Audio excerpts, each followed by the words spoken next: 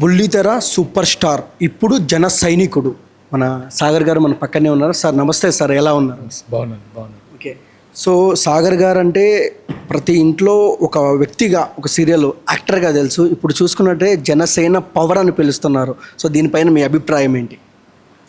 Sir ఎలా పిలిచినా I'm happy. ఎందుకంటే తెలంగాణ ప్రజలు, ఆంధ్ర ప్రజలు, తెలుగు ప్రజలు ఇచ్చే ఆదరాభిమానాలు నాకు గత 15 సంవత్సరాలుగా సీరియల్ అయిపోయినా కూడా ఇప్పటికీ అంతే ప్రోత్సాహము, అదే ప్రేమ, అదే ధైర్యం నాకు ఇస్తున్నందుకు మనస్ఫూర్తిగా అందరికీ ధన్యవాదాలు.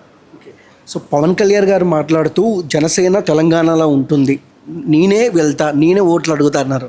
So goose bump sequence in Pawan Kalyan fans. So దాని గురించి ఏం చెప్తారు సార్? డెఫినెట్గా పవన్ కళ్యాణ్ గారు తెలంగాణలో పోటీ చేస్తున్నారు. పవన్ కళ్యాణ్ గారు అన్ని ఎలక్షన్స్ ముందు కానీ, జనసేన బలోపేతానికి కానీ డెఫినెట్గా ఆయన వచ్చి ఇక్కడ పార్టిసిపేట్ చేస్తారు. ఆయనకి ఇక్కడ ఎంత బలం ఉందో ఇప్పుడు 2009లోనే ప్రూవ్ చేశారు. సో రాబోయే రోజుల్లో పవన్ కళ్యాణ్ గారు ఇక్కడ జనసేన తెలంగాణ వైపు నుంచి మాకు సపోర్ట్గా ఉంటారు. సో పవన్ కళ్యాణ్ గారు ఆపదంతే ఎవరికైనా హెల్ప్ చేస్తారు, చాలా వరకు చెప్పుకోరని నేను విన్నాను.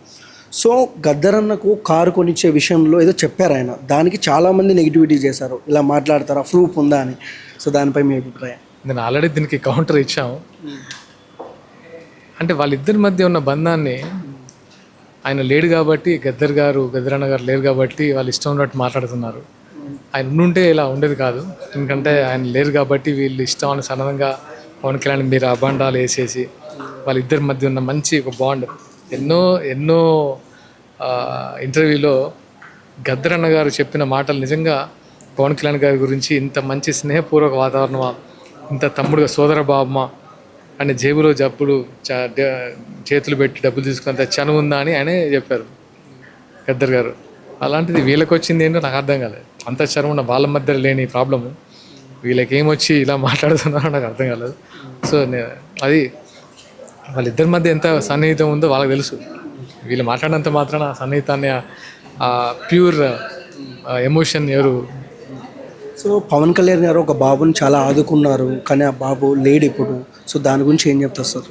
అదే దురదృష్టం వశాత్తు ఏమైందంటే ఆయన బాగుండాలి, ఆయనకు వైద్యం చేయించాలి.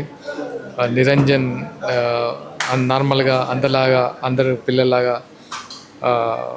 ఆడుకోవాలి, అందరి పిల్లలాగా బాగుండాలి అని మేము చాలా అంటే కోరుకున్నాం. కానీ సడన్గా నెల తిరగకముందే ఆయన ఇలా అడగడం అనేది నిజంగా దురదృష్టకరం. వాళ్ళ పేరెంట్స్ కూడా పవన్ కళ్యాణ్ గారిని చూశాడు, ఇంకా ఆయన ఆఖరి కోరిక నెరవేర్చుకున్నారు. ఆ దేవుడి దగ్గరికి వెళ్ళాలని బాధపడుతుంటే బాధేసింది. వాళ్ళ పేరెంట్స్కి ధైర్యం ప్రసాదించాలని మనస్ఫూర్తిగా దేవుని కోరుకుంటున్నాను. Sir first of all Pawan Kalyan గారు ఏపీలో ఒక చరిత్రను తిరగరాశారు, వణుకు పుట్టించారు. సో రాబోయే రోజుల్లో తెలంగాణలో ఎలాంటి వేడి ఉంటుంది జనసేన నుంచి?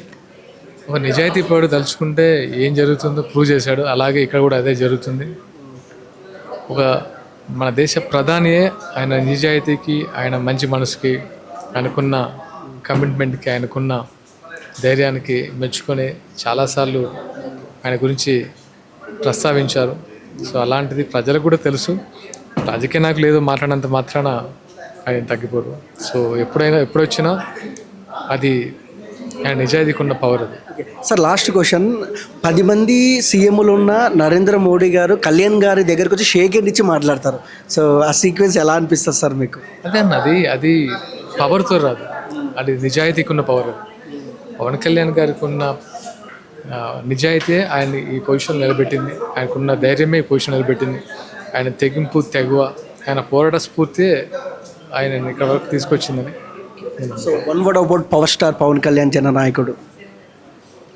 ఫైటర్.